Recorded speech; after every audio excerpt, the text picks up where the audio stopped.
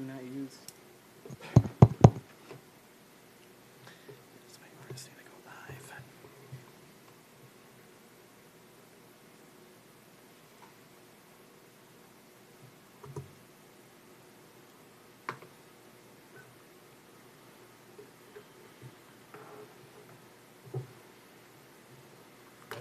Okay, I'll call to order the city council meeting for Monday, September 18th, 2023. Everyone please stand for the Pledge of Allegiance. I pledge allegiance to the flag of the United States of America and to the republic for which it stands, one nation, under God, indivisible, with liberty and justice for all. Roll call. Kevin Kadada. Here. Tim Rude. Here. Cindy Fuhr. Here. And Scott Palava. Here. Okay, tonight's agenda goes through 10F. Any additions, deletions, or corrections to the agenda? Move to approve the agenda as presented. Motion by Councilman Palava, second by Councilman Kadada. Any further discussion? All those in favor? Aye. Opposed? Motion carries. Approval of minutes. Consider approval of the minutes from the August 28th, 2023 special meeting and the August 31st, 2023 regular meeting. Any additions, deletions, or corrections to the minutes? Make a motion, we approve the minutes. Motion by Councilman Kadada, Second. second by Councilperson Fear. Any further discussion? All those in favor? Aye. Opposed? Motion carries.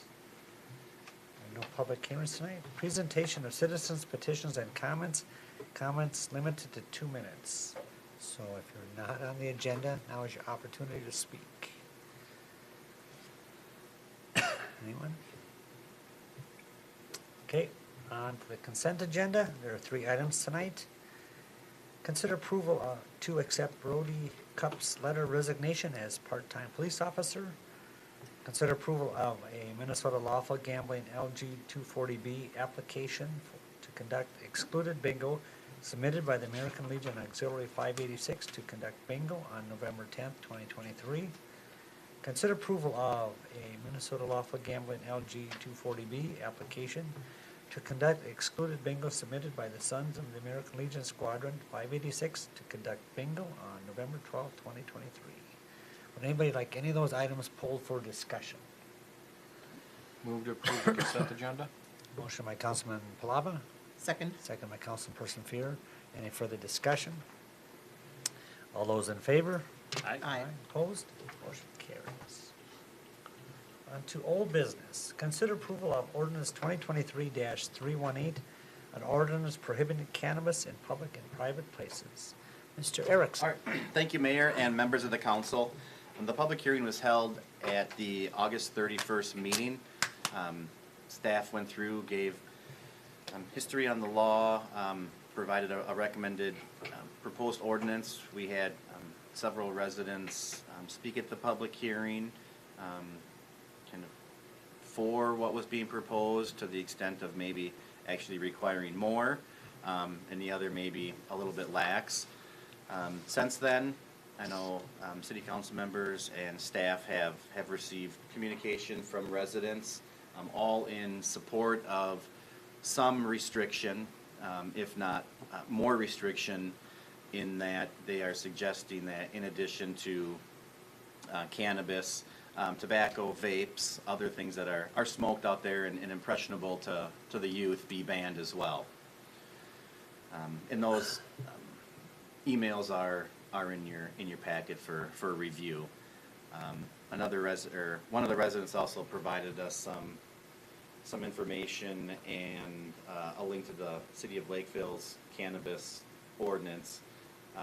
The police chief and I did review that and met, and ours is even prior to this meeting, very similar to what the City of Lakeville is proposing. They went a step further with the vapes and the cigarettes or tobacco. What is included in the packet for tonight's consideration is the ordinance drafted based off of discussion at the last council meeting. In the red line version, I believe, I gotta get to it, that it would be prohibited in public property, which would mean property real and personable, owned, managed, or controlled by the city, including but not limited to city buildings and all the land thereon, parking lots, parks, pathways, trails, sidewalks. A change that was made from, based off a discussion at the public hearing on August 31st, was to include only the traveled portion of the right-of-way, which would be the streets, the paved section, or I guess the gravel section, edge to edge, and any city personal property such as motor vehicles, city equipment. So what is proposed for tonight is, again, what was based off of discussion at the prior meeting. If the council would like to regulate vaping, tobacco, my recommendation would be have cannabis, kind of a cannabis ordinance, and then the city look at our tobacco ordinance, which does need to be updated and focus maybe holistically, not just on the sale of it, but also, you know, where it can and can't be used. Well, I think you raised some good points. I mean, I think I've heard from some of the public basically reiterating what you're saying. And would you expand it to alcohol too? I mean, as a separate entity, or It's just? just where does it end? Right. You know, I guess the voters of Minnesota spoke and they wanted cannabis legal, and that's what happened. Right. Whether we or our community agrees with that is probably something different, but you know, that's what was decided. Right. You know, or it could be, you know, if the city's concern is, you know, impressionable youth and the smell of smoking cannabis, maybe it's just parks, you know, where kids would more so gather than in the streets, even though I know lots of kids in my neighborhood play in the streets. I guess that's kind of what I took as the intent was parks and, like I said, smoking in front of youth and the smell. I do think parks, trails, and the travel portion of the right-of-way, I agree with the ban. I do like the standalone cannabis compared to the, you know, maybe the cigarette smoking and vapes. I think this one's a little more pressing. This is the one, you know, like the mind altering, and I think this is probably a little more pressing. And as Joel said, maybe we look at our cigarette use or our tobacco use as well after the fact. Right. I would agree with that. I think you have to look at both of them. Yeah.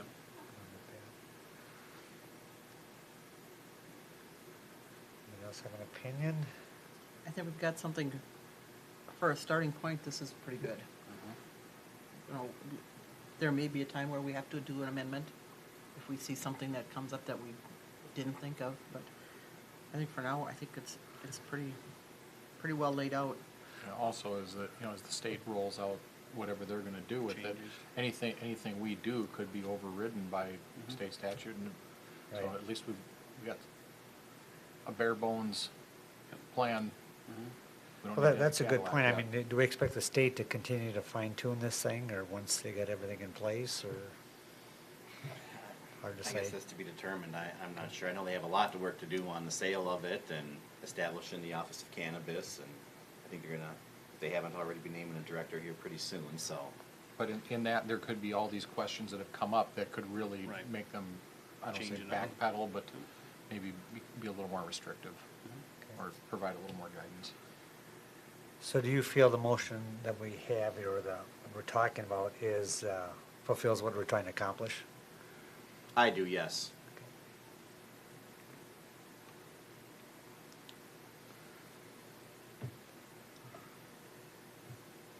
I do think it's an important thing for the city, and I make a motion we approve 2023-318. Motion by Councilman Kadada, Second? second by Councilperson Fear. Any further discussion? All those in favor? Aye. Opposed? Motion carries. On to new business. Introduction of Community Development Planner Corey Hins Ibarra. Welcome, good sir. Thank you, Mr. Mayor and council members. It is so good to be here tonight, and I really appreciate this opportunity. My name is Corey Hins Ibarra. I took my wife's last name, recently married, and I am on day number 6 here. I told the park board earlier that I've been surrounded by wonderful people, getting awesome training, and each day is just flying by. My degree is in parks from Minnesota State University Mankato. I have 23 years of public service, 9 with Ramsey County Parks, 13 with Anoka County Parks and Recreation Department. And I was recently the city administrator for a little town in southern Minnesota, the city of West Concord. I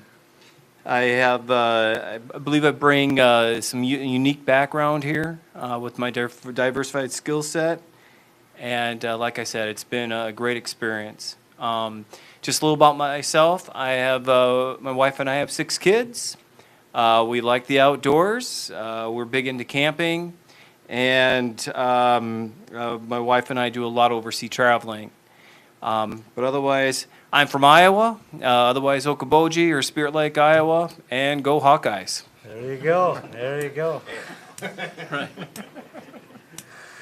Well, certainly glad to have you. I know we went through the interview process with the HR committee. You did an excellent interview, of course, and an excellent background, which is really beneficial to the city here. And I'm sure I can speak for Joel and everybody. We welcome, your what you bring to the city, your assets and all that kind of stuff. And be good to be a little closer to full staff here anyway. So thanks again. Good. Thank you, Mr. Mayor and council members. Welcome aboard. Okay, consider approval of resolution 2023-27, a resolution appointing election judges for the 2023 special election. Mr. All right, thank you, Mayor and members of the council. With the resignation of Councilmember David Webb, the City Council declared a vacancy and scheduled a special election for this November 7th. In addition to filling a councilmember vacancy, New Prague Area School District 721 will be running a referendum question as well. According to State Statute 204B.21, Subdivision 2, the City Council is required to appoint election judges for all elections held here in town within, or no less than 25 days before the election, which would be October 13th. So we comply with that requirement. As proposed, election judges will be paid $16.06 an hour, which includes attendance at any training and the special election. As I said, the cost for election judges is $16.06 an hour. I just paid the reservation fee for the Civic Center, which I believe was $750. Got ballots ordered and they have been delivered. I haven't got that invoice yet, but probably looking around $1,400 to $1,700 for that. The fiscal impact is the cost of this election was not budgeted for because the resignation happened, I believe we accepted it in the first part of June, I believe, end of May, beginning of June, so. The city is required to appoint election judges, so there really isn't an alternative, or it would be not to appoint who is listed. And then attachments are the proposed resolution and then state statute. All of the election judges, with the exception of one, have, in Corey, worked here as election judges in Lonsdale in the past. So I did have one or two that, for various reasons, chose not to be judge this election, but will be in the future. So by approving the proposed resolution, the election judges listed would be appointed as election judges. Again, rate of pay $16.06 an hour, and then the city administrator is authorized to find additional election judges if needed within 25 days of the special election. So, unless there's any questions, staff would recommend approval of resolution 2023-27. One quick question, do the election judges go through the same background that we just revised at our last meeting, like a standard employee would? In the past, they have not. It's certainly, with the way that we need to track election judges, probably wouldn't hurt. Right. I don't believe it's required by statute, but I think the only thing is that, that they are required to do it as well, obviously speak English, you know, be sort of eligible to vote, is, oh my gosh, I'm drawing a blank. Oh, they have to identify the party that they associate with or affirm that they don't represent a party, just so we have a equal amount of designated parties, whether it's Democrat, Republican, there's two others associated with legal marijuana and the Green Party or something like that, so. Just a question, if it's not required, I guess, but. Right. it It's kinda probably not a makes bad idea sense. I in would the say it would future. make sense to do it, but. Right, right. If that's the case, are election judges then considered employees of the city during this, or would we have to amend our ordinance? For like payroll and stuff, they are becoming more and more like employees. We will not be, we'll actually be in our payroll system and have to comply with, I believe, even the paid time off and all that stuff that will be effective January 1st. We run them through payroll, but we don't provide a W-4. W-2. They have to claim it themselves. You have to do like a 1099 or anything, or? Not even a 1099. Okay, I didn't see anything in there about that. okay. So this will be an election that has two different ballots then, because we have 2905 and 721. Correct. Okay. So does the school district cost share in anything then? Yeah, they'll pay proportionate to the amount of inches they have on the ballots. Was there anything for 2905 on this, though? Nope, No, New so- Prague Yeah, so it's is just, running. oh, okay, I see, because Yeah, you'll have- those in Where do you 29 live? those in 2905 would not get one, okay, Right. got it. Yeah, you'll have everyone will have the option to vote for city council and then 729, or 721 on their referendum. Got it. Well, we're going to need election judges, so I move we approve resolution 2023-27. Motion by Councilman Kadada. Second. Second by Councilman Palava. Any further discussion? All those in favor? Aye. Opposed? Motion carries.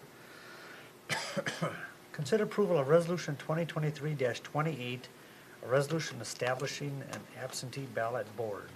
Mr. Erickson. Thank you, Mayor, members of the council. Well, with the city conducting a special election on November 7th, we are responsible for processing absentee ballots, and an absentee ballot board has to be established, again, per the election law statute 203B. I did include the applicable statute in the staff report. The city treasurer and myself have completed the absentee ballot training earlier this year with Rice County, so we are ready to go with that. Working with the the Secretary of State's office on reporting to them. So I filled out the survey that they need to provide the information back to me, that I'll provide them the results on election night. And absentee ballot voting starts on the 22nd, so I'll be bringing some ballots down to Rice County tomorrow. They're responsible for UOCAVA, essentially oversees military members that we have in the community. They'll be mailed an absentee ballot to vote on this election, so. Yeah, we have to have an absentee ballot board and administer absentee ballots for this election. This was one of the reasons that we chose to convert over to the even year elections, in that Rice County will then be responsible for all AB voting during even year elections. So if we were to have a special election in an odd year, we would be responsible for it, but we won't be responsible for it every time, so. Okay. So unless there's I move we approve resolution 2023-28. Motion by Councilperson Fear, Second. Second by Councilman Palava. Any further discussion? All those in favor? Aye. Opposed? Motion carries. Consider approval of a proposal submitted by Abdo in response to the city's RFP for professional auditing services. Mr. Erickson? Thank you, Mayor, members of the council. So as we were gearing up for our 2022 year-end audit, we received a letter from our auditor at the time that due to various reasons, staffing being the main one, that they were not going to be able to complete our audit.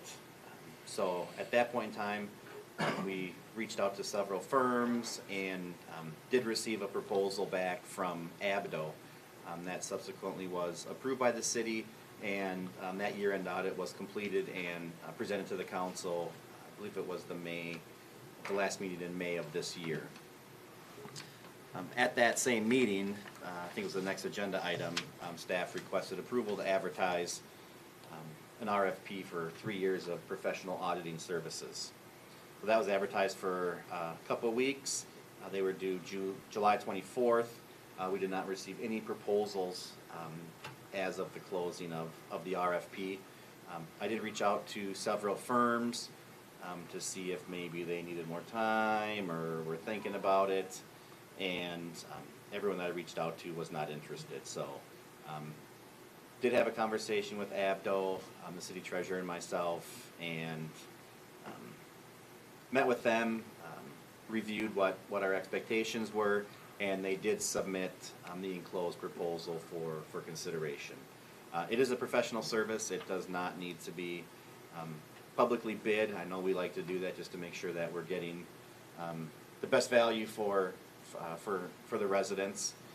The proposal submitted for this year's audit and financial statements, $32,500, with additional $4,500 possible. I do not anticipate the city having to complete a single audit. You have to spend $750,000 of federal funds in 1 year, and just with COVID and small cities, I don't see us reaching that point. So I'm confident in the 32.5. 2024 it increases to 34.3, and then 25 is $36,000. It is in line with what we paid for the 22 audit. I thought I had it here someplace. 31.5. Yeah, our 22 audit was 31,500, so it's right in line the next 3 years with what we paid for the 22 audit. I will say it was a substantial increase from what we paid for 21, but that, in talking around, was this the industry standard, and this is the going rate for an audit of what we need to have. We had them many years ago, I think, didn't we? For a while? Right when I started, then we Right. went out for RFPs, and then we switched to Wolfetter, Yep. who then was purchased by Ide Bailey. Right. And they had been our auditor for, I would say, close to a decade. Right. And then they had some staffing changes, and we selected Schlenner Wenner for 20 and 21.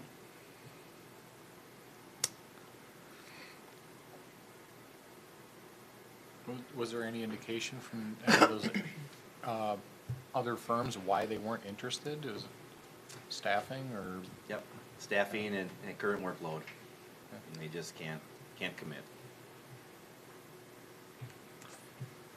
Well, it's another cog that needs to be put into place, so make a motion to approve the proposal by Abdo. Motion by Councilman Palava. Second. Second by Councilman Kadada. Any further discussion? All those in favor? Aye. Aye. Opposed? Motion carries. Consider approval of Resolution 2023-29, a resolution setting the fiscal year 2024 preliminary city budget and preliminary property tax levy. Mr. Erickson. Thank you, Mayor, and members of the council. Well, we held 6 meetings on the city's preliminary 24 budget property tax levy. In addition to those 2 things, we talked facility needs and short and long-term goals for each department. We do need to certify the preliminary levy to the county. I guess I got an email today, October 2nd. So either at this council meeting or the last meeting of the month. and certify it to both Rice County and the Department of Revenue. A lot of this is review from what we went over in the previous meetings, and specifically the last budget meeting where we went through everything.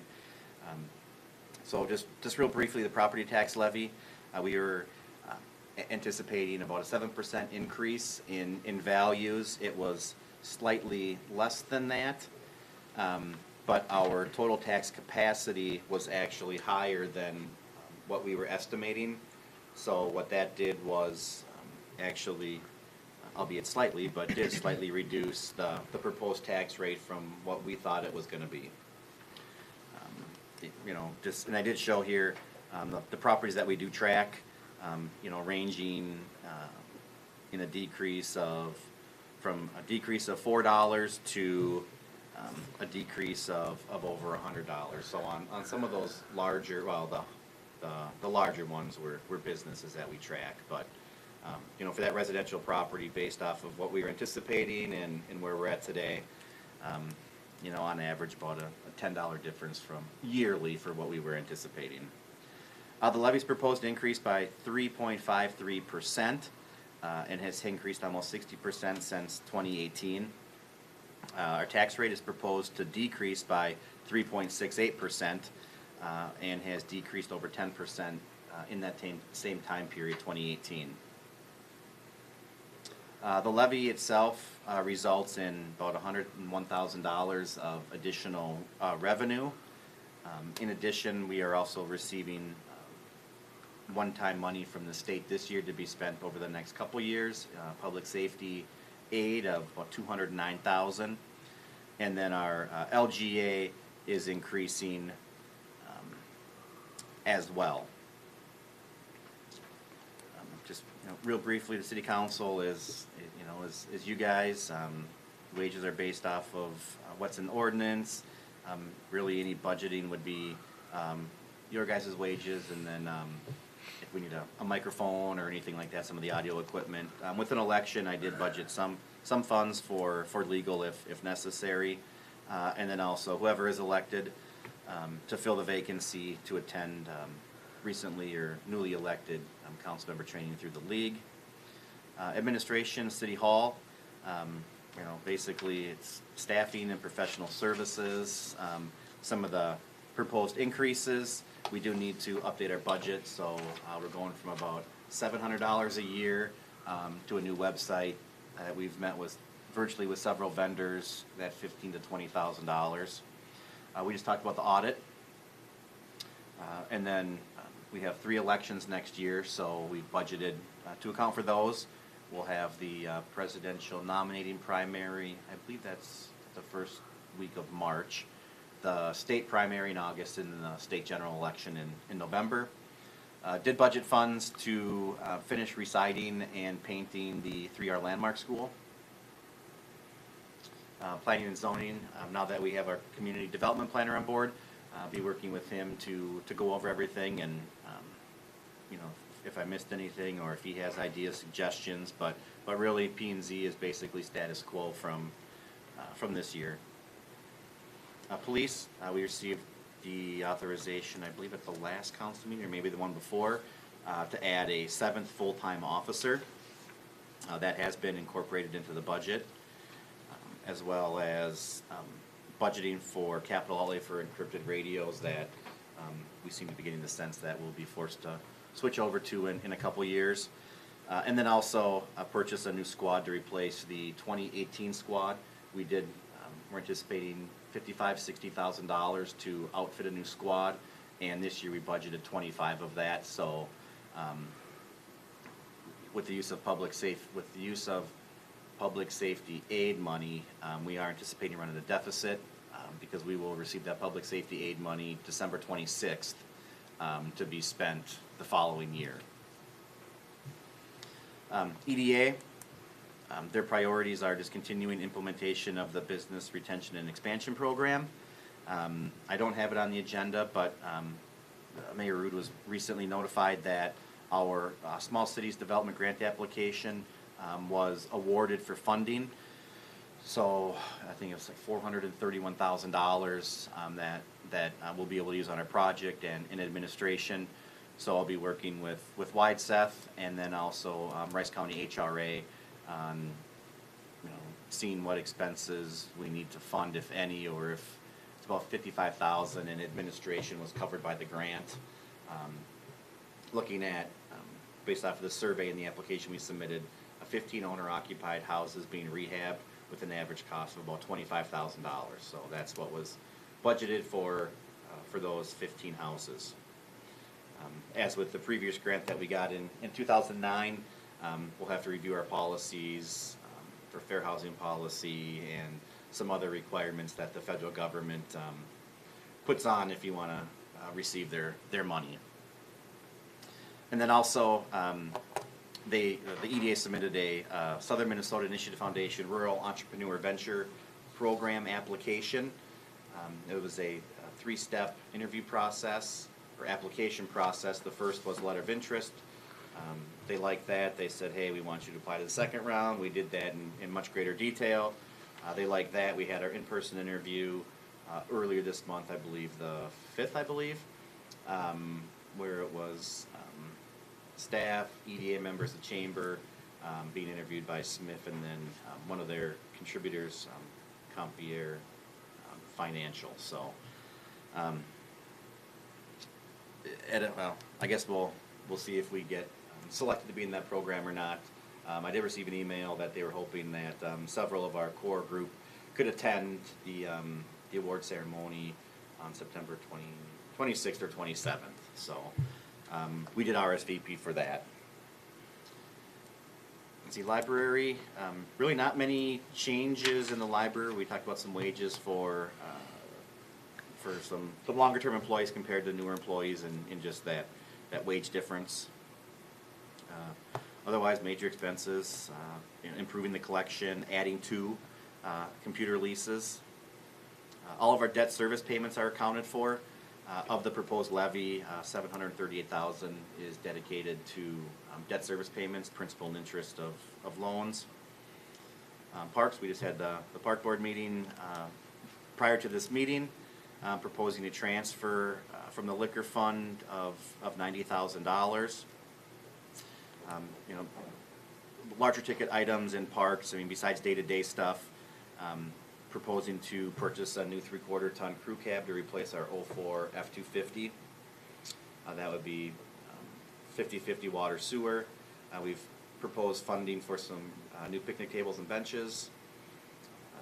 Continuing to improve our bike trails. We've had $150,000 budgeted for trail improvements.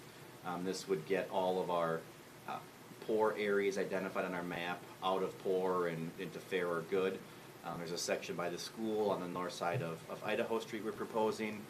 A little section that goes behind the houses, where it starts to go behind the houses on Bluff Heights Drive, and then on Ash Street northeast on the south side of the library and villages. That trail is pretty beat up, and we're proposing to replace that as well. Proposing to continue to partner with TCU on their summer rec program. And then projects that we just talked about here at our park board meeting earlier. Establishment of a disc golf course at Kalina Park. 6 permanent pickleball courts. And then just finishing the concrete work at the grandstand at DRS. The last section of bituminous. We talked about water and sewer. But really the liquor fund, the last item, well, we already approved the fire department's budget in February with the fire board. The last department to be funded by the property tax levy is road and bridge. Along with the property tax levy, street maintenance aid, which we're being allocated by the state. I guess they're kind of unsure of when we're going to get it. Hopefully it's consistent with the public safety aid of December 26th of this year. That was just over $78,000. We did incorporate that into our budget as well for street maintenance. You've got LGA and snow removal. The big ticket item is street maintenance. We're looking at sealing the all of Area 5. the street recons kind of south of 19, east of Main Street. We presented those options to the council a couple times in those products. Otherwise, just the typical crack fill, catch basin repair, painting crosswalks, patching. Vehicles, I talked about the 3/4 ton to replace our 04. And then,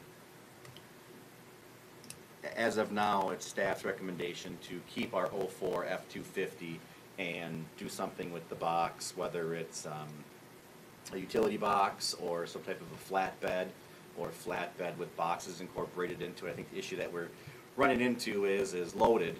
That box on a 3/4 ton isn't, the frame shocks aren't strong enough to support it loaded. So probably looking at some type of a flatbed system there. Some good news, staff in, whether it's Cresteel or whoever, we were anticipating having to budget for 2 years for the mounting bracket for the snowplow. That came in at about half the cost of what we were anticipating, so that's actually gonna be able to be funded 100% and get done next off-season when we don't need the loader on a regular basis. I replaced the sidewalk at the Public Works building, and then snow removal. I guess that was a pretty,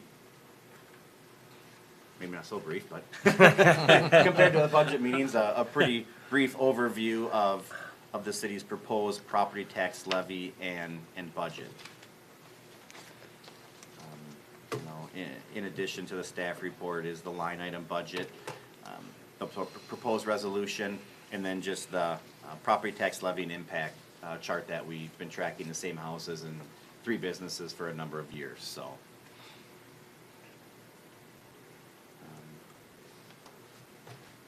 I don't know what the average value of a house in Lonsdale is anymore, 300 to 400,000, I don't know. So a house that's valued at 353,000, their taxes are, their city portion is proposed to go up $35. So I don't know if that's representative of the average house or not, but I'd say it's closer than the 481 or the 240, so. Right. Probably, and again, it's all, the closer that your house gets to $400,000 in value, the less market value exclusion you get, so you're valued on your full 400,000. Right. So. Right. Maybe it's in here and just, there's a lot, I'm going through it all. So we're looking at the 2.9 roughly for the levy. What's our actual city budget for the year? I'm going through a lot. I just want to get an idea of what the actual percentage is. So, our city budget as proposed, $10,361,000. Okay. In that, now with that said, that doesn't include, the next agenda item or whatever on the street project. No, I understand. I'm just So- for a comparison, I mean, it's, that besides the tax levy, there's still a lot that is covered Yep. through other And- revenues. Yep, and that's water, sewer, and liquor as well. Mhm. The liquor fund is, by itself, $2 million. Mhm. No, I understand. Just, Sure. so there's a comparison. How that compares to what was adopted this year, it's actually less. This year, we're at $10,476,000. Not much less, but. $100,000. Yep. Well, thank you again for all your work and all the department heads, but I know especially you, Joel, you put a lot of work into it and. Well, and, definitely a team effort with, like you said, department heads, so. And, I want to thank the city council too, those staff meetings or budget meetings get a little dry sometimes, but, Talk for an hour? But, I guess the overall result, if you have a tax rate decrease, I think you said, 3.68%, that's pretty good in today's environment, and it's something that shows that we're pretty efficient really for a city our size and doing good, so just want to thank everybody again for all your work on it. Move we approve resolution 2023-29. Motion by Councilman Kadada, Second? Second by Councilperson Fuhr. Any further discussion? All those in favor? Aye. Opposed? Motion carries. Review of the roundabout design proposal for Highway 19 and CASA 2/70th Street intersection. Mr. Erickson. Right, thank you, Mayor and members of the council. So staff has been working with MnDOT and their consultants. I believe we brought this to you guys in early June, and there was the option of a full roundabout, which would have required a whole lot more construction and fill and acquisition and tying into Highway 19 to the north, 70th Street to the east.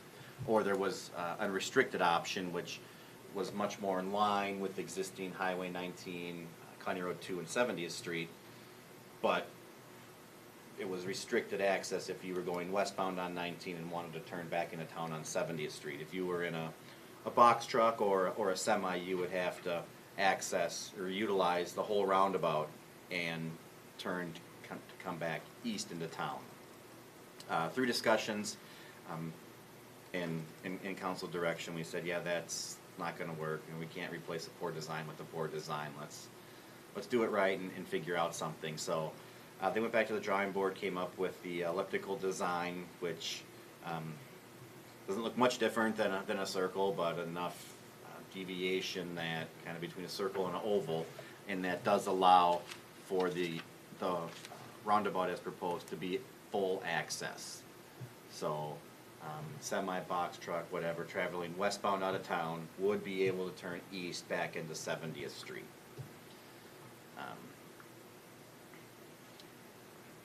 We did review it at the planning commission at their last meeting. Discussion that was held then kind of focused around previous accidents. A resident asked how wide the lanes were gonna be, potential detours, and the new speed limit between 5th Northwest and couple hundred feet past the roundabout. I don't know if you guys have any questions. I didn't put the projector out because we all have it electronically. I know it's not, you're zooming in. I think the only unanswered or item that still needs to be resolved is every time we meet, we question the median kind of between town and the roundabout. There's a driveway to a residence on the west side there that we keep saying that needs to be shortened up so they can retain their full access, because this would be a right in, right out. Do you generally believe construction in 25? As you know? That's when they got the grant funding for it, yeah. Okay. So my understanding is they'll be, getting final design and bidding it, because it would be their fiscal year 25. So bid, January 1st of 24, that, or whenever MnDOT typically bids, whether it's that summer, fall, winter, but it would be constructed in our 2025. Did they say approximate time of construction? They haven't, we're still in design, they haven't got into timelines or anything detailed like that. Did they give an explanation why they felt they needed to have such extended medians? Everything when it comes to roundabouts is speed control and access. There was a comment about like their minimum is 200 feet, and it's pretty close to that 200 feet. So this house, and I'm not sure what the. No, we're worried Yeah. about. you need Oh, to I'm move looking down. here. Yeah, no, it's up here. You'll have to slide down. This is the driveway here. Oh, I'm looking, That's an okay, issue. flipped around, okay. Yeah, This okay, is- you're But looking either at way, this okay, is the- this is either the way, welcome okay, sign. okay. Either way, if he wanted to go to New Prague, he has to come into Lonsdale, turn around and come back, or ride the roundabout, or something. Well, we've Okay. been, every meeting we bring up, that has to be shortened. So, Very interesting. Okay, Even if his driveway would move, there's not a whole lot of room to go to the south. yeah. Is there any, no action needed? No, unless you want a motion that you guys are, comfortable with this layout, but it, we've indicated at the meetings that the staff were satisfied with it. Excuse me. Obviously, with the exception of that median.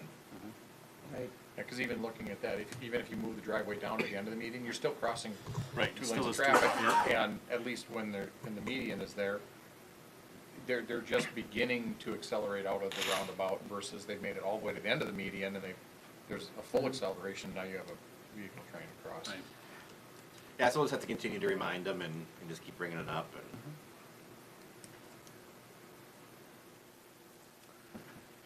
Because they put an opening there for 10th Avenue Northwest, so.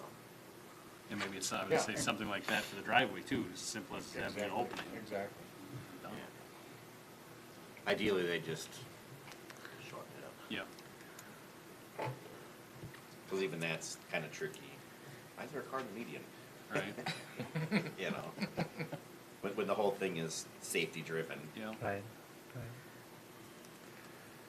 But no, if you guys are satisfied with this design, we'll continue to work with MnDOT and bring this to fruition. It's a lot better design than the previous one that they had proposed. Yeah. Okay, any more questions, comments? Going with that plan? I think we're good. All right, on to consider approval of resolution 2023-30, a resolution ordering the improvement of the 2024 street and utility improvement project. Shabani Bison. Good evening. Good evening, Mr. Mayor, members of the council. In your packet is the feasibility report at our May 25th council meeting. The council authorized the preparation of the report. We also had a neighborhood meeting on May 11th to present some preliminary information and get some feedback from the residents. So we have incorporated that feedback from residents and the council into the report. And I think what I'll do is just kind of give a summary of the report and then get into the specifics regarding schedule and next steps. So this area was included in the city's 2006 capital improvement plan as Area 3. It consists of street and utility improvements along 5th Avenue from Facade 4 to the north, and then 4th Avenue from 19 to the north, Ash Street between 3rd and 5th, and then Birch Street between 3rd and 4th. It's about 3,800 feet of roadway. As with other street reconstruction projects, it would include full water main replacement, and then any repairs or replacement to the sanitary sewer, and then also consider any drainage improvements as well to the storm sewer system.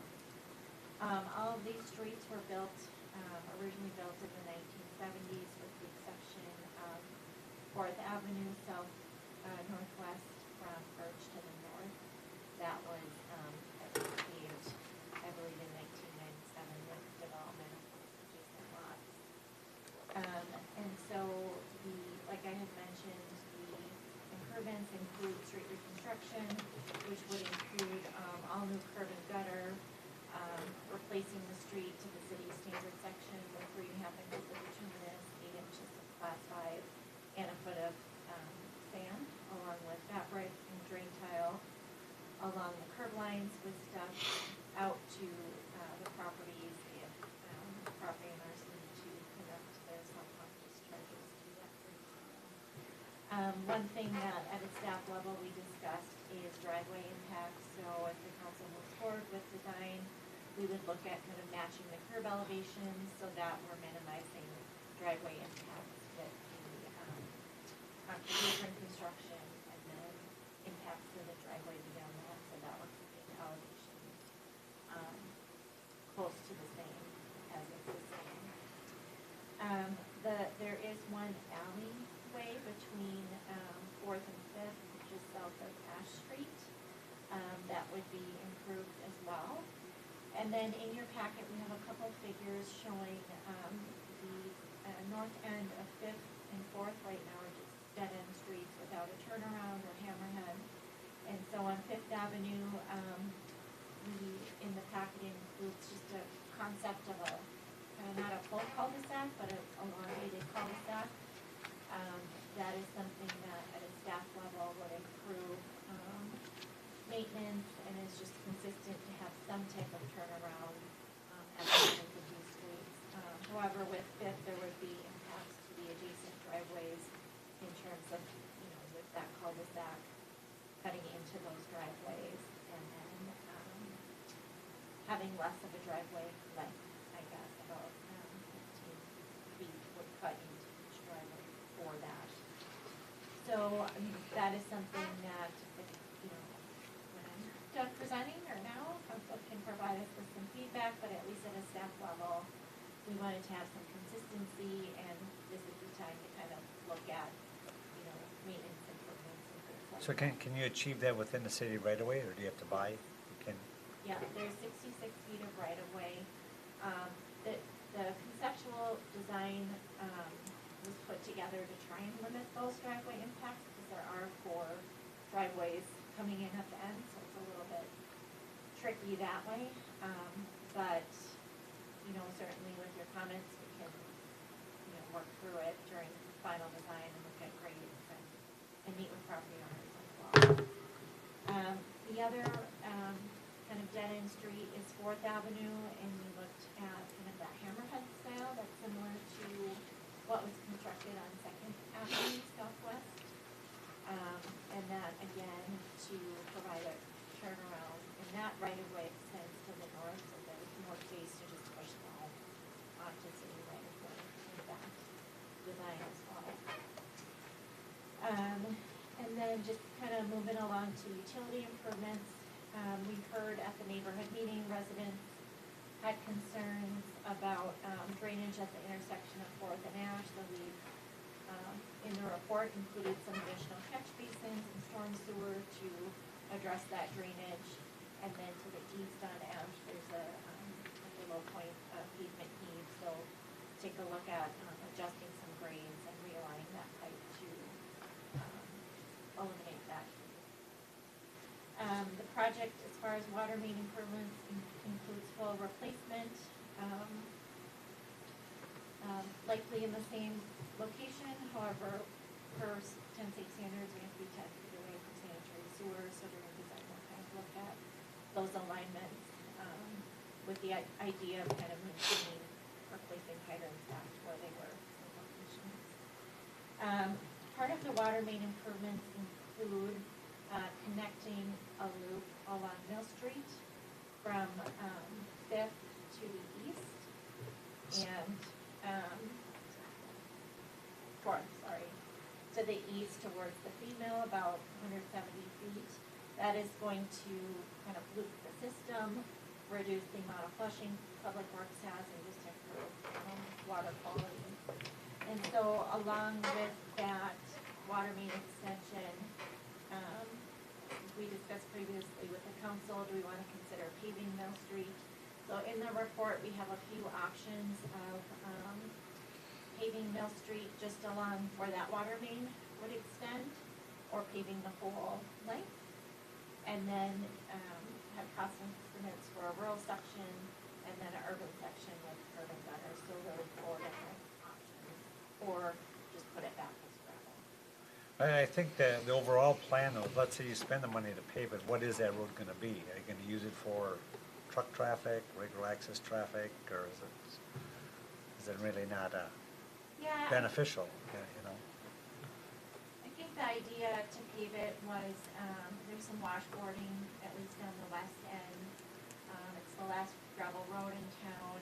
I think, there are no truck signs, or at least directional signs for that, but yeah, there's a concern once you.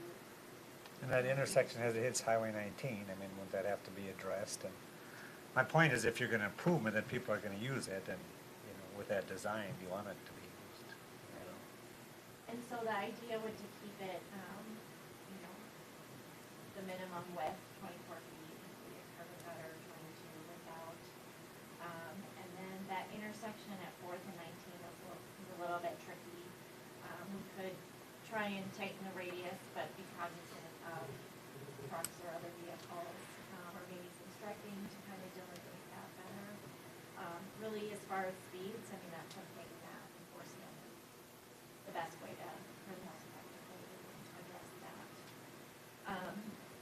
I think, you know, the other point, at least when I was thinking about this, is the feed mill and their store that they have there. They have their parking lot paved, and it's a place of business, so to have that portion of Mill Street paved to kind of continue that developed area maybe makes sense as well. And it sounds like, you know, on the, towards 4th Street is where a lot of the washboarding is. Towards that intersection as well. So obviously there's a cost to it, and we have not talked to the food mill yet, but that's something that, you know, would benefit them. And so that, we need to talk about that as well. You'll break that cost out from the rest of the project, I assume? Yes, so, it is broken out in the report, and I can get to that, just knowing that it was kind of a separate Right. portion of the project, so, yeah, so I'll get into the costs. So, the project cost for the residential streets, without Mill Street is $3,015,613, and that includes street and utility improvements, 10% contingency, 18% indirect costs. The different options for Mill Street, whether you pave a portion or the whole length, rural versus urban, ranges between $128,000 and about $394,000. In the assessment role, we kind of split up the different assessments based on those scenarios. Based on the city's policy to assess 100% of the cost based on the front footage of the adjacent properties, which is basically the city property and the feed mill. I think that's my question. So you say that the Mill Street could be up to $400,000 by itself? So, you know, The curb and gutter.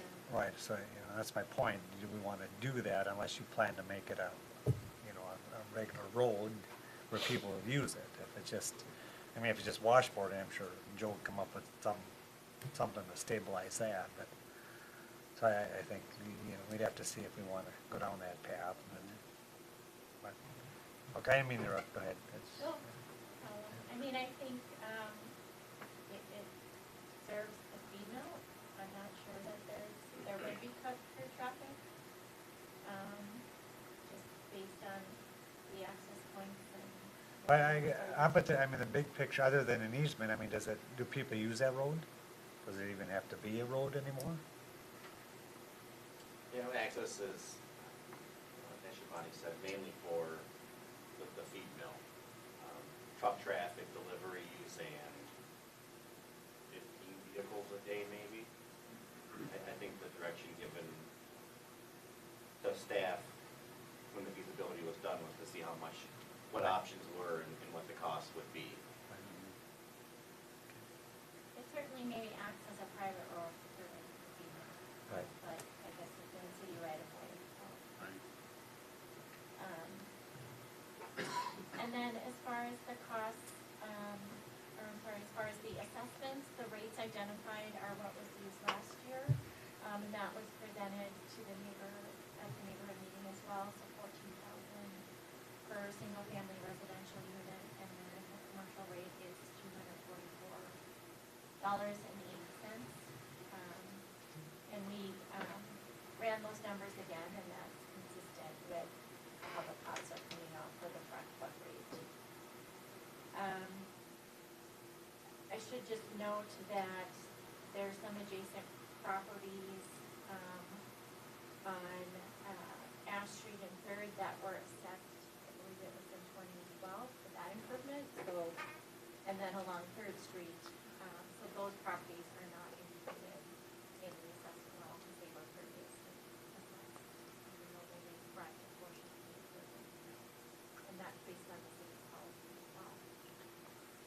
So maybe you're coming to this, so the total assessment is 747, is that, Yeah. that's what So you the come? total assessment, just not including Mill Street, is $747,555, which is about 25% of the total project cost, but about 36% of just the street and storm sewer costs, since your policy doesn't assess for sewer and water. So it's just another way of looking at this percentages as well. So I believe I covered most everything, in general with the report. There are a few items in the staff report to discuss as well in terms of having an additional, neighborhood meeting prior to the public hearing, which would be proposed to be scheduled on October 12th. So if the council feels there's a need to have another neighborhood meeting prior to that public hearing, staff would propose that to be September 28th, at the next council meeting, and then notices would need to, go out tomorrow. So, again, 7 to 10 days. I mean, there's been some residents against it, and there's been some supportive of it. I guess the bigger concern is, of the 3 million, basically the city's on the hook for 2.3 million of it. I mean, are we prepared, if we're prepared to handle that? I mean, obviously, we need to do some of the repairs and stuff, but just, I think realize, and is 14,000, is that, I mean, I know it's consistent with the past, can that or should that be increased a little bit or not, or? Well, one of the things that we've talked about at the staff level is, we haven't been, well, I guess one person appealed their assessment, but never pursued it past, making a claim, or filing papers with the district court, but is the commercial properties. Some of those commercial properties, when you have a block or half a block, add up really quick. So we talked about doing a special benefit analysis of those. We certainly could incorporate the residential as well to see what, if it's justifiable. If I remember correctly from prior reports that we've done, our assessment, or proposed assessment amount is less than the value received. I mean, on the other, I mean, you don't want to impact the resident any more than you have to, of course. Right. But on the other hand, I mean, if the city's paying 75% of the project, And we have to look at the interest rate too, because, the rate that we were assessing was, or at least previously was based off of when we were getting, 1 to 3% interest. We'll be paying prime plus, for our next street project, which, just like your house, you refinance it and save money, and refinance it and save money. has there been still quite a few water main breaks in the area? Not for A while. 2 years, I believe. Joe. That'll break it. Yeah, it was,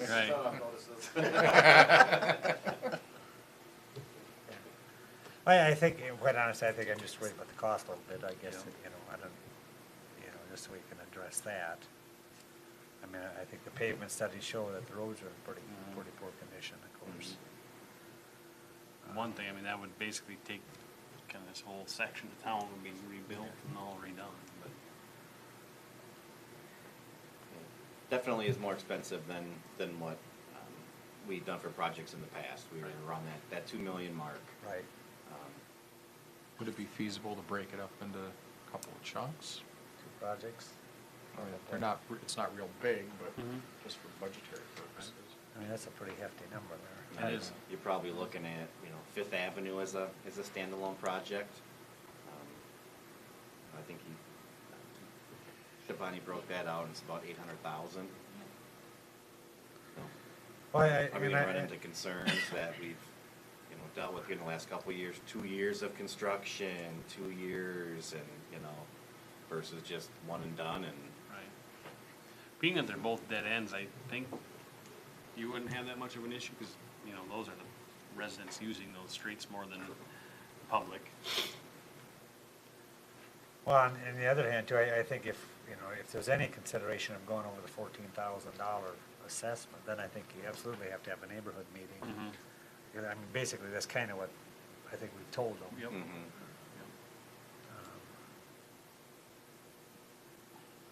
I don't know, you start getting, honestly, we have higher assessments than most communities.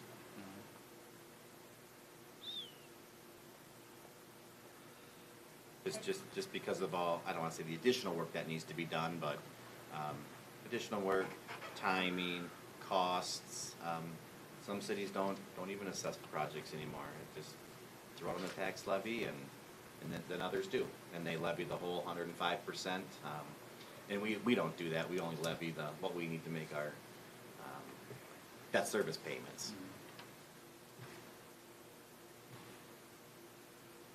You know, I would say, you know, maybe if you want to analyze breaking it up, and then meanwhile, I suppose, you know, if we're considering it all to go over the 14,000, then we should have that neighborhood meeting, and then maybe by then you'd have that breakout and see if we do it in 2 years.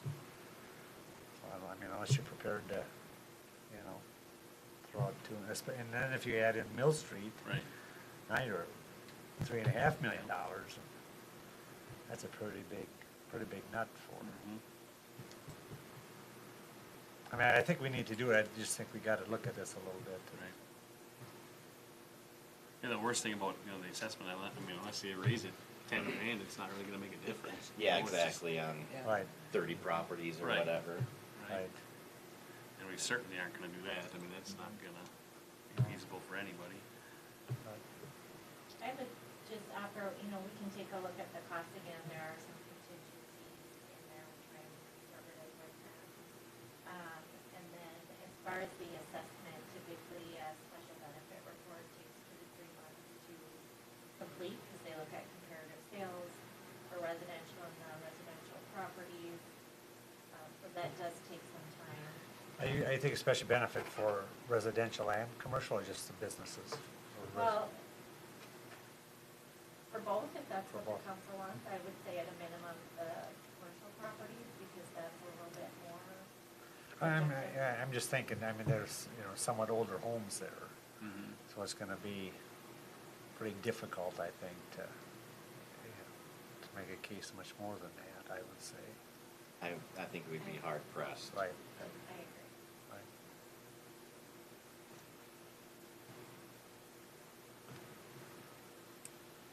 Well, I think if, you know, if we wanna do it, we should figure it out and bring it back to the residents, I guess, Mhm. you know. But we are gonna have another neighborhood meeting then? Well, I guess it depends what our plan is. I mean, even if we're not gonna do anything, then obviously we don't, but if we're gonna go forward. If we were to break it up into the 2 phases, I mean, would that be a different feasibility study, or would that be the same one? Well, we would take the information from this feasibility study and, I guess, use that information to build the project at a later date. I mean, I think there's some time restrictions on when you can, proceed with the hearings and things like that, but the information's there. Say you delayed Fifth Avenue for a couple years, we would probably just update the cost, amend the report. And I don't even know if it's, you know, if you just do it in a 2-year project, I mean, does that get you extra tax revenue to cover some of these costs? I mean, as opposed to. What do we have after this, as far as potential project? Lower northeast. I was just thinking, you know, if we took a year off, you know, Mhm. still budget for it in the levy the side of it, second. it would, you know, be the same cost, we just have to, we'd delay Spread the it out next a little further. project another year, which we'd be doing either way. Yep. You know, if we did it in a 2-year thing, or we did it in a 1 year, and we just didn't do anything the second year. Mhm. You know, I guess I mean, I think, you know, the park board, and everybody, they wanna do some other things too. You don't wanna throw your whole year's tax revenue in the street project, right? Or, you know, but, you know. It's definitely a big number compared to the south side. But if we put it off, it isn't gonna get cheaper. No. We all know that. That's, nothing is getting less expensive. No, but now you got the interest rate, I mean, what's gonna be interest on $3 million? Yeah, and I mean, I guess if I could predict that, I wouldn't be here, but I don't But it's see it probably gonna be I don't- higher. I don't see it going down anytime soon. No. No. You know, the savings is gonna be when the interest rate is refinanced, or what the cost difference of rising construction costs are year over year. I think we just need to determine what, or you guys provide us direction on what you wanna see, you know, if we wanna bid it in, January, we've gotta make some decisions here pretty quick, cause we're coming up on improvement hearings and final design and How have you Bring it- seen, bring it how have to you the- seen the bids? Are they consistent or are they still going In up? the last couple of years, they've been pretty competitive. I mean, labor costs and material costs, wages, everything's increasing, but it means that in this area, we're still getting pretty competitive bids.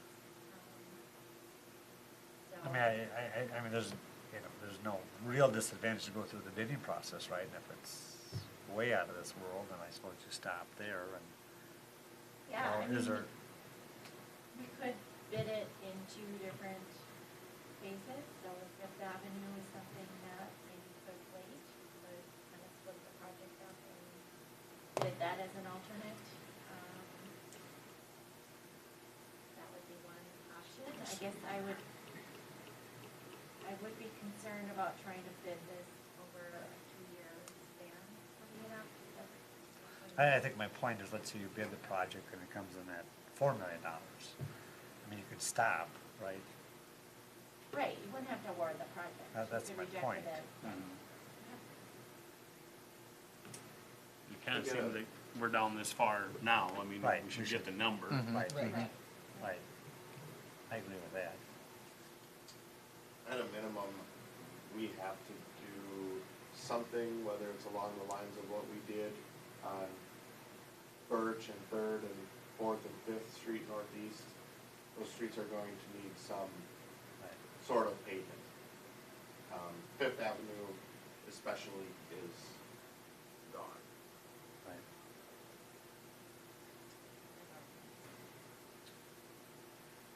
Yeah, north mid-block off of Ash.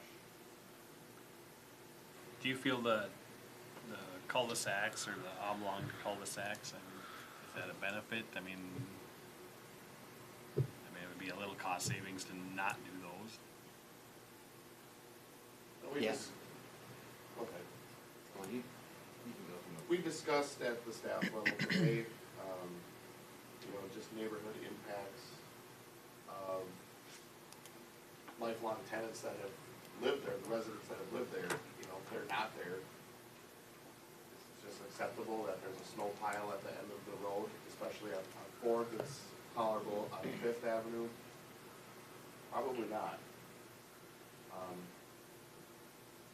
The alternatives are maybe a hammer handle on Fifth Avenue as well, just something to incorporate the other two driveways to the north. Of that 747, I mean, there's quite, well, some elderly in that area. I mean, how many are gonna be a hardship or we're gonna carry that load? Gonna be substantial, hard to say. Yeah, There's a few in there. it varies, I mean, maybe up to 5, I'm not sure. I guess my recommendation would be is if the council is leaning towards not doing the project, then I would just stop now. We're already into it for 50,000, we'll have at least that into final design, so we'll be into it for $100,000 just to get a bid. So if there's, you know, any hesitation, then my recommendation would be to stop now. And then, you know, the time that would be allocated to these final designs, we could, you know, hopefully utilize that for, you know, so that the park board has going on, you know, the disc golf, you know, things like that. Well, I think that's a big, you know, obviously I think we're all for it, neither, I don't think there's any doubt. It's just, I mean, that's a pretty hefty number if we're gonna, you know, and you run the checkbook, obviously, it's, It's a pretty big number if we're gonna, No, it's what we've talked about at the staff level, this Right. is, substantial, 50% more than, Right. than what we're comfortable with. This feasibility study, I know there's a timeline there where it needs to get redone, but if this would get kicked down the road for a year, or maybe even two, I mean, is this beneficial to that bidding process at that time? Yep, it would be this, just like when, we were looking at I guess it wasn't phase 5 anymore, but, we did Second Avenue, we were progressing east to west. And we did Second, we were gonna do Third, Fourth, and then with the county approaching us saying, hey, County Road 4, we had our feasibility study done, then we amended it to go north and south, to break our projects up. And I think the Fourth Avenue one, was a fraction of the cost, to just update the numbers, that there wasn't anything different with the design unless MnDOT changed a spec or something like that, or we changed the detail plate. It's really just cost estimating and the time for that. Right. and I think, Joe, you talked about the streets like you did over on, like by Freed's and down in there. I get that, I mean, it buys you some time, it bought us, how many years, and that's 1 year of interest, Actually. basically, and you got that patched up for 5 years or whatever. And that's kinda why I asked about the water main. It really depends what our priority is as a city. Is it to stick it all into a street project, or do we wanna do? The thing that's kind of hard to just say, let's do this, is, they're dead-end streets, they're not that used, besides just for those residents. There's not a full benefit for the whole Right. community, yeah. Right. I think from a public perception standpoint of view, mill and overlay project similar to Northeast, going to achieve the same thing as far as residents are concerned, but it's definitely not going to achieve all of the issues that were brought to us at the neighborhood meeting. But from what I took from the meeting, there was not overwhelming support to do this project. Correct. And there never really has for that area of town, right or wrong. Right. Well, there's a lot of complaints about drainage and stuff, but at the same time, It's a cost. it was a cost, it was, we want this fixed, but We don't wanna pay. But we don't, yeah, and we don't want, Yeah, yeah, and then nobody does. yeah. Yeah, but I think the point is, you touched on it, Kevin, it's sort of a dead-end area. It's not, Right. there's not a lot of through traffic, there's not a lot of, like the other projects we've done in town. Or is it an investment into the future for if something would develop north of that? We've got the groundwork in place. Well, the thing is. But some of those, And- they terminate into No, driveways. right, some won't, some won't. No, Yeah. fourth would be the one, Right. only potential one that could move northward. I think the biggest issue that the city needs to be concerned about is the water main loop on Fourth Avenue. That is a pressing issue for water quality. So could you do that as just its own As a project? standalone project, absolutely. Now, I think you should analyze that, analyze the street, milling, the mill and overlay that we talked about. I mean, you're talking a fraction of what Yeah. the overall project is, and that way you still could do the other things. If we were closer to the numbers that we had on the other side of town, I mean, I think it'd be a home run, but I mean, We were fortunate we could ride that wave when the interest rates were low. Right. Right. And the bids came in, lower than what we anticipated. So we're very fortunate. Now, unfortunately, at this time, now things are more expensive, so, Yeah, we've got more storm sewer proposed, a whole block of sanitary sewer to be either reconstructed or relined, so kind of a different animal than past projects, but definitely, definitely more expensive than prior ones. We can analyze the mill and overlay. My guess is that the current condition of, I want to say, the northwest side of town is substantially worse than what the northeast side was when we did the mill and overlay, but Yeah, I would just, my 2 cents, the pavement's 50 years old, and the soil borings that we completed and the pavement sections are crumbling. really can't nail that. Well, I mean, like we did over there, you could kind of, you know, I don't think there's any question it needs to be done. The point is, you know, are you prepared to throw out $3.5 million Right. to that project where maybe you do the loop and you do the patching and you know, like I said, if there was more community resident support, that would be different. I think they were, you know, pretty iffy at best, but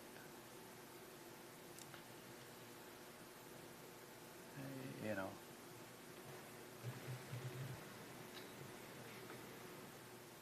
And, you know, too bad it didn't get the true number. I mean, like you said, it's gonna be another $50,000-$60,000. I would, if you're not Right. getting the sense it's not gonna happen, so I would not recommend Right. spending $50,000 more.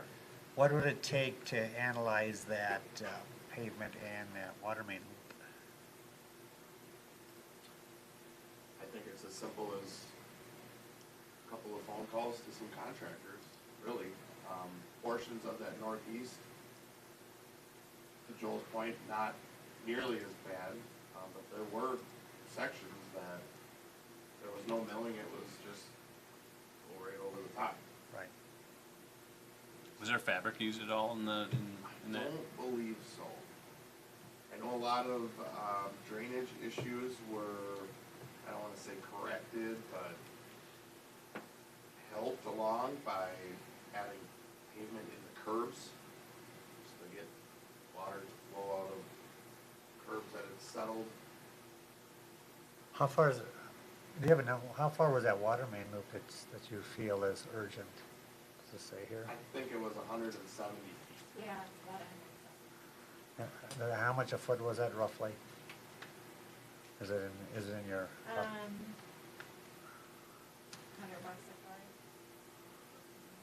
Pretty minimal. So you're talking, what, you talking, a couple $100 grand, is that what you're saying? 5 grand.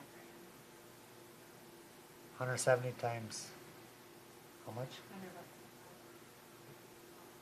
Yeah. 1 grand. You're talking 20 grand for that critical need. I mean, I think you should do that for sure, of course.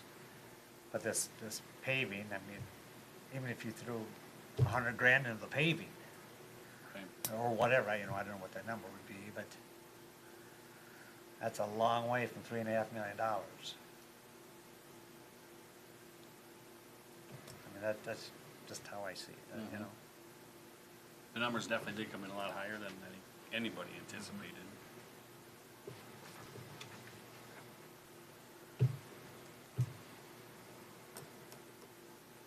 With, taking a look at the numbers without Fifth Avenue being an option, although I know, or maybe just doing Fifth, because that's what the water main breaks were up and down there. I mean, the water main breaks are what, 2 grand, 3 grand? Yeah. And I'm not trying to be a naysayer, I'm just trying to look at the big picture here. You know? It just, is that where we wanna spend a lot of our money over the next couple of years, or do we wanna do the parks and the lights and the? No, the worst thing is, it all needs it, you know, when it's all kind of at once, Right. or at the end, you know, life of the roads and everything. Right.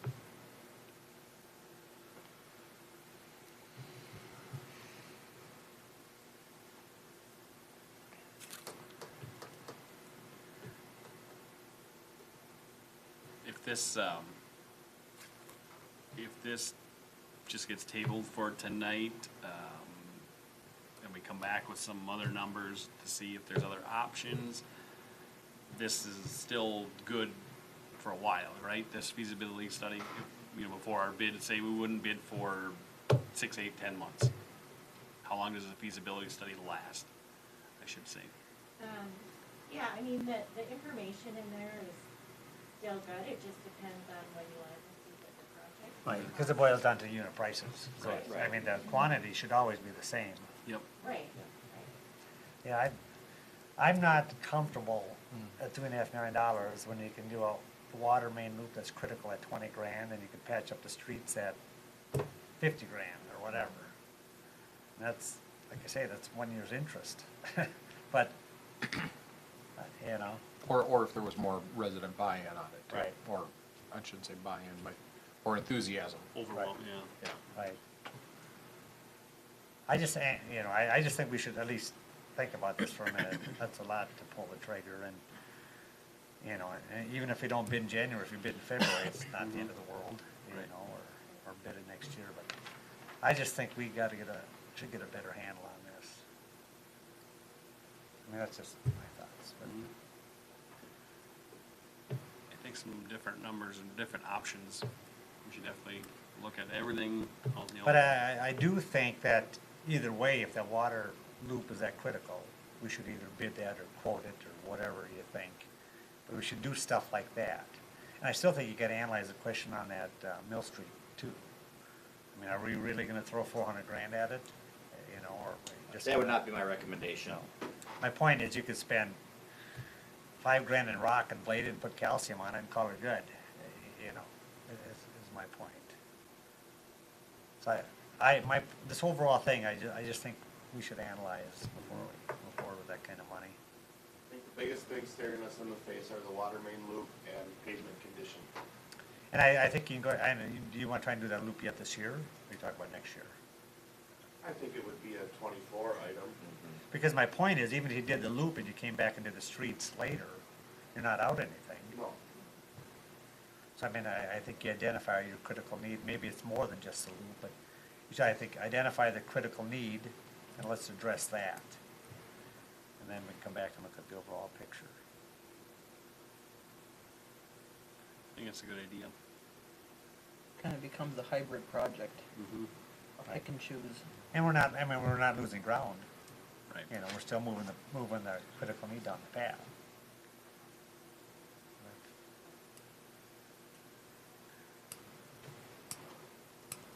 This would not, if we did something like this, it would not be an assessed, correct?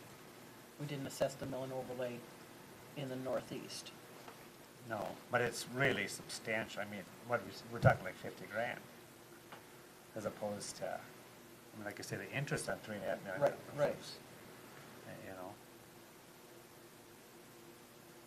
But to answer your question, no, I wouldn't say you would not assess No, that. I wouldn't think so. We couldn't assess them for this piece and then in 3 years decide, we're going to do it, now we're going to hit you again. No.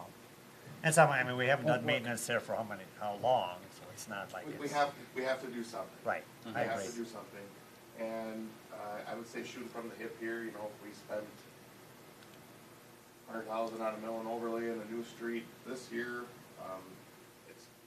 I would anticipate that style of number for that section.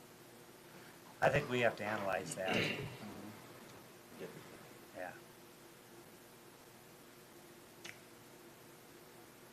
Everybody cool with that? So do we want some type of a motion, Joe? Something get tabled or?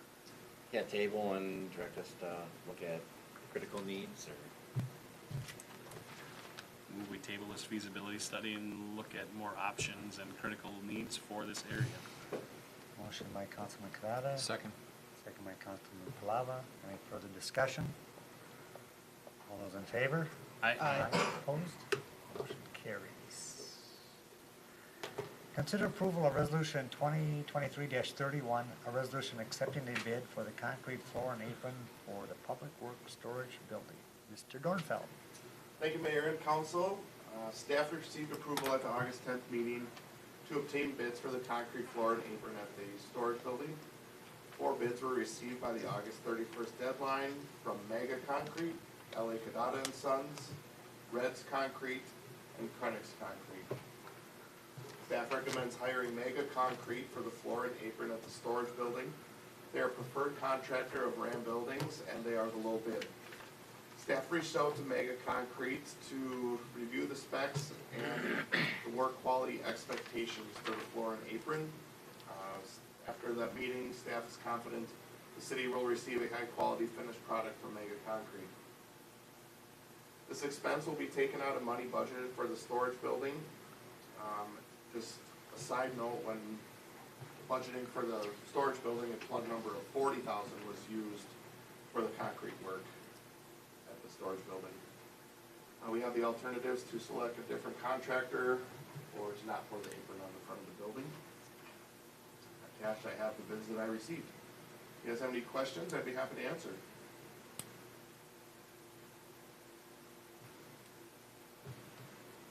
Looks good. Make a motion to approve the bid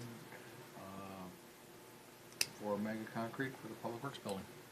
Motion by Councilman Palava, Second? second by Councilperson Fuhr. Any further discussion? All those in favor? Aye. Opposed? Motion carries. Consider approval of an advertisement for bids for electric and gas service installation for the Public Works Storage Building. Mr. Dornfeld. Thank you, Mayor and Council. Well, with the concrete contractor approved and the shell of the building complete, the next step will be to get gas and electric service to the building. The electric service bid will include trenching the power line from the current maintenance building to the storage building, the panel, outlets, conduits, light switches, and inside and outside lighting. The storage building is proposed to have a 100 amp service. The gas service bid will also include trenching from the current maintenance building to the storage building, two hanging furnaces. The city will have the option to opt out of the trenching portion of the bids. Staff will analyze the cost to rent a trencher ourselves versus hiring it out. Staff will also have the option to purchase light fixtures separately and have the electrician install them. Fiscal impact is any expense taken out of, will be taken out of money budgeted for the storage building. That concludes the staff's report. If you have any questions, I'd be happy to answer.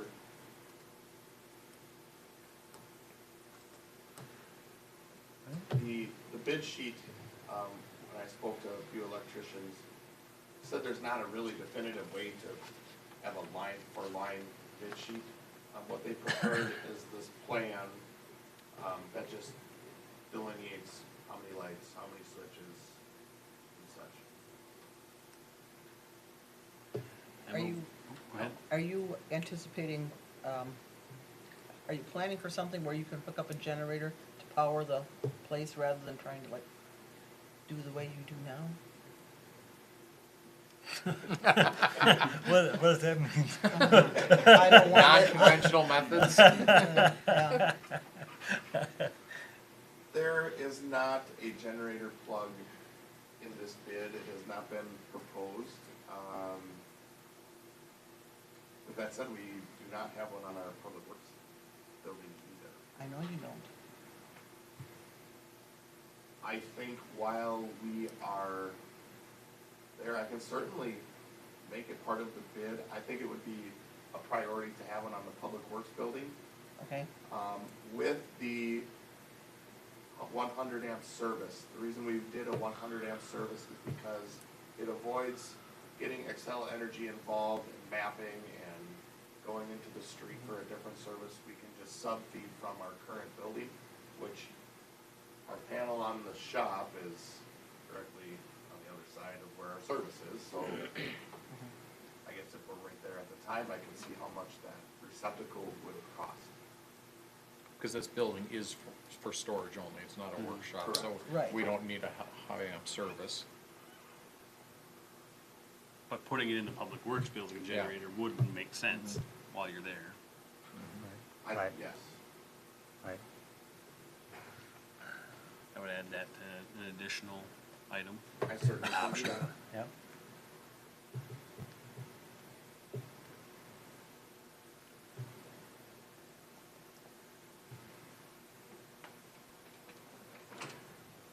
I move we approve of staff to solicit bids for electric and gas services for the 40 by 100 storage building and add the option as mentioned. Motion by Councilman Kadada, Second? second by Councilperson Fuhr. Any further discussion? All those in favor? Aye. Opposed? Motion carries. And I drove past there, that's a pretty good looking building there, by gosh. It's, Yeah. very good. RAM has been very smooth to work with. Really? You know, Yeah. when they started that building, it was 105 degrees outside, and as soon as it cooled off, then we got 50-mile-an-hour winds, and they were frustrated with how long it's taken. I have no complaints. They do pretty good though Yeah, otherwise, yeah. They've done very well. Yeah. Tim's Trucking dropped off a load of gravel today. Just, I asked, and I just know it from personal experience, the concrete contractor would much rather put the gravel in himself and grade it than have a excavator go in and grade it. It's easier to put it in than to take it out. But once the concrete starts rolling and we get the trenching done, Tim's Trucking plans on coming back and finishing that swale and Yeah. doing all the stuff once the outer shell is done. It fits in there pretty good against that hill there, you know. It really does. Yeah. Yeah, It's so different Right. driving, not, or just even looking out the back of the shop, not seeing millworks. right, It's just- right, It's right. kind of funny. Good. But it's, the entire public works staff is very excited to get Good. all the equipment and all of our mess that we have right now in there. So, Good. Well, since we got you on the mic, you might as well continue then. I'll keep going. So we've been busy. We've had a public works meeting today, talking about project walkthroughs, County Road 4, Fig Street Trail, Trichka Park, 2023 trails. Just going over all the punch list items with contractors, what they need to do to get these projects complete. Been working on getting various pricing and lining up things for park board, getting cost estimates, things for the budgeting process. The crew, we have been spraying weeds. Like I said at the previous meeting, Cat was so generous to demo a skid loader and mill for us, which created a rather, about a week's longer of blacktopping than we anticipated, but all in all, turned out really good. Patches are turning really well. Yeah. Yeah. I think, as far as maybe the 25 budget, whether it's just allocating funds for more rentals or something of that nature, that is a very amazing tool. So, Does the attachment fit to your machine, or is it specifically for cat? it does not fit to our machine. The problem with the Kubota is it's the same problem we have with everything at Generations. The electric is different. Oh, really? So you have to have an adapter, which I know we could, but you have to pick one for Right, every piece of equipment. right. The cat is standard, is what you're saying? Yes. Yep. So Cat and Bobcat are Kubota being so similar to the Bobcat machine. Right. It's hard to believe that their electrical hookup is different. Is it just pin out different, or is it It totally different? is, yep. A totally different connection? Mhm. Okay. And that was, you know, I don't know, that skid loader is like a 2017, you know, it was just something that was overlooked, you know, to no one's fault. It's just, we rented the stump grinder. Doesn't work. What's going on here, so. Huh. It's just something Yeah. that we've just dealt with. No, but it looks good. I like how you're doing it on the manholes. Really, you drive on Yeah. a Singing Hills there. You did The really. manholes, Yeah. all of that. Yeah. Residents, we've been getting lots of compliments, you know, thank you.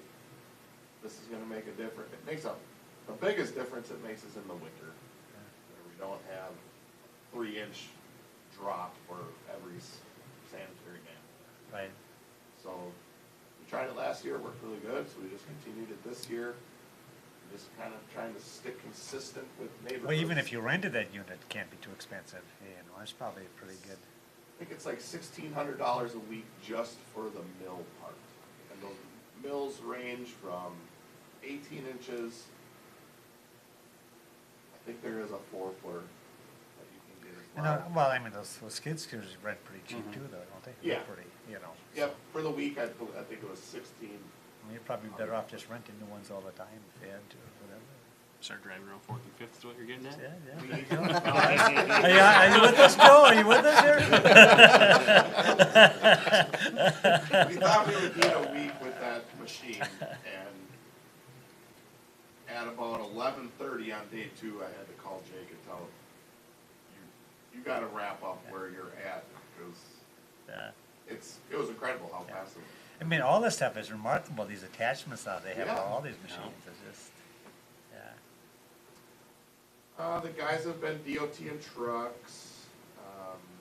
We're working on finding people. Any suggestions would be helpful. I want to get rid of all of that clay that we have up at the dog park. If you know of anybody, any projects that need How many a large yards, amount of fill, how many yards, oh, how many trucks? hundreds. I mean, how many truckloads would you say? Is it 100 truckloads, or? Yes, And it's compactable? I would say, I mean, say the first stuff we started putting there, when was the dog park? 15? Something like that. Something like right. that, that's when we started piling it there. The guy in the business park has got some excess material there too, holy ghost. Just bring ours over there. and we Yeah, notice. throw it apart. They won't even notice that. Everybody wants it, but nobody wants to try it. Right. It's kind of the issue. That's right, right. Coming up, I just gave Joel a notice, he put on the website for us, October 2nd, I believe, we'll start the boulevard tree trimming, get ready for winter. Guys are gonna be valve turning, and I'm attending a seminar for the rest of the week up in Duluth for water and sewer credit hours. Good. The only other thing I got is up at the dog park again, I'll be coming to council for recommendations, talk on the staff level with Joel, coming up with some monetary value for those old culverts and old light poles and old blocks and just stuff that's been sitting up against that fence as long as I. You talking about concrete culverts? Or No. metal culverts? There's steel. Still? They've been sitting there forever. They're not in the condition that they should be used in any city entity. You're talking about those big arch pipe? Are they arch or are they the round? Those ones, yeah, there's also some probably 3-footers up there that are, I don't know, 10, 12 feet long. You know, just in discussions with Joel, it's like if somebody walked up and said, I'll give you $50, Right, take them. I would agree with that. It's just something, Get them out of there, Get rid of as it. much as that dog park is used, I think it needs to be cleaned up. cleaned up. I agree with that. So, and then I just welcome Corey, and it's been a pleasure working with you for the last week, and just really looking forward to having you on our team. Thank you, Mr. Dornfeld, doing a great job there, buddy. Shivani? Well, everything Joe initially said about, Ditto. kind of looking at our current projects, coordinating with contractors on punch list, and then the warranty sections too for last year and previous year's projects. And looking at the car wash plan for final review for building permit. Is that gonna happen this fall? My understanding. As far as I know. And then if you recall, the MPCA had applied for a variance for a permit, so they approved the first step of the variance, so, we'll be working with Joe to kind of take the next step and develop a plan on, methods to try and reduce chloride. So we'll go through that. Other than that, just, working with staff and helping with budget items and planning. Thank you. Mr. Erickson? Addressed a number of things that I've been working on, the 24 budget, Smith's Rev program, marketing video, onboarding Corey. Recently attended a chamber networking meeting. Office staff attended 2 days of virtual training on civic system, so I'd anticipate that'll continue sporadically through the end of the year. We got a schedule of implementation end of July, beginning of February, or all of February actually, so that'll time perfect with the audit and having to get all that stuff done. Again, 23 election, touch base on the County Road 4 project. Got our other options for health insurance, just given the time of our renewal, we're gonna be recommending that we stay with our current plan, but we've got our annual meeting with, employees, coming up next, or later this week, Wednesday. 20 at, 1 o'clock, I think. Let's see, absentee voting starts on Friday the 22nd, 8 to 4:30 here at City Hall, with the caveat that it's just gonna be pending staff availability. Not all of us are trained for absentee voting, so at a minimum, everyone can get the application, but, once that's submitted, then only certain people can handle that and enter into SVRS, the state's election system, so. Again, received the $431,000 Small Cities Grant. We'll be attending training on that next week. OSHA training today. Have a website demo on Wednesday. So just kind of everything that we've been going over just kind of doesn't get done in one meeting. It's just kind of a continuation. So that's kind of it through our next meeting, the 28th. Thank you for all your work, sir. You're doing a great job. Thank you. Mr. Corey? Thank you, Mr. Mayor and council members. Moving forward on day 7, I'm going to continue to get some excellent mentorship and training from everybody in the front row here. Continue to learn from Joel. He's been guiding me in my iWorks permitting training. Also establishing and working with Gary, the city engineer, on projects. And then just getting caught up on where Shabani is at with the 2024 projects. So just in a nutshell, continue to advance my training, build positive relationships with internal staff, and network externally. Like as Joel said, we were at the Triton Elementary School last week, and it was just, we saw Scott there, and, just meeting people and stakeholders of the community. Okay, good. Thank you, sir. Councilman Kadada? Park Board met before this meeting. A couple of things we went over. We went over our 2024 budget. Looking like we might have to extend our budget cycles out maybe a couple of years for some of our bigger projects. The pickleball location is probably going to be one of those. It's mushrooming into a bigger number than what we had anticipated. What, do you have any estimates? I mean, is there ballpark numbers? 200,000 to 300,000. So that one's going to be Is that for a 6 or 8? 6. That's for 6. That still should be a kind of a priority, don't what you Yep. say? I mean, is Yes. it, Yep. For sure it is. That's going to be kind of forefront of our budget for the next couple of year for sure. Disc golf, I think we're going to move ahead with that on our budget. Fencing at Bastyr Park, it's getting to be an issue there, so that's going to be removed and different options for that.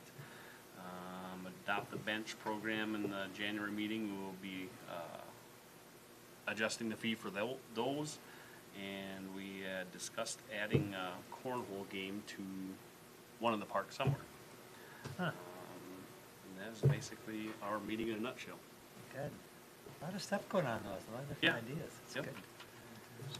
Thank you, sir. Thank you. Councilperson Fuhrer?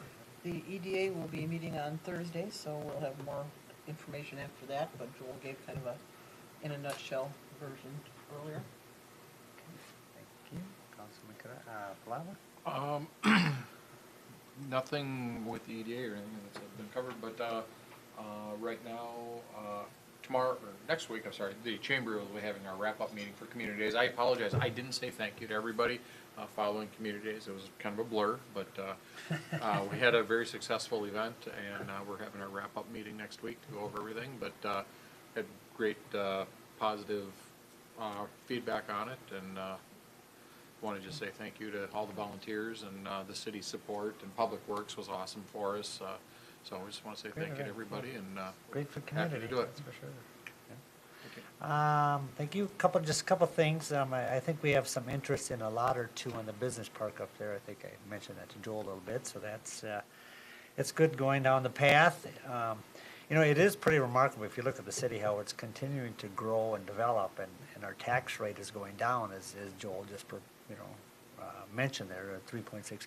You know, I don't think people grasp that in the coffee shops and all over, but that's pretty remarkable in today's environment, when you read with other cities that are going up 17% or 15%. And so I just, I can't stress enough what a good job I think, the administrator and our public works and our department heads are really doing in our community. And especially our city council for taking the time to go through, the budget meetings, like I say, they're all line by line, and we sit here, a couple hours at a time, and I just want to say, I think you guys are doing a really good job. That's all I have. Will we adjourn? Motion by Councilman Kadada, Second. second by Councilman Palava. Any further discussion? All those in favor? Aye. Aye. Opposed? Motion carries. This meeting is adjourned.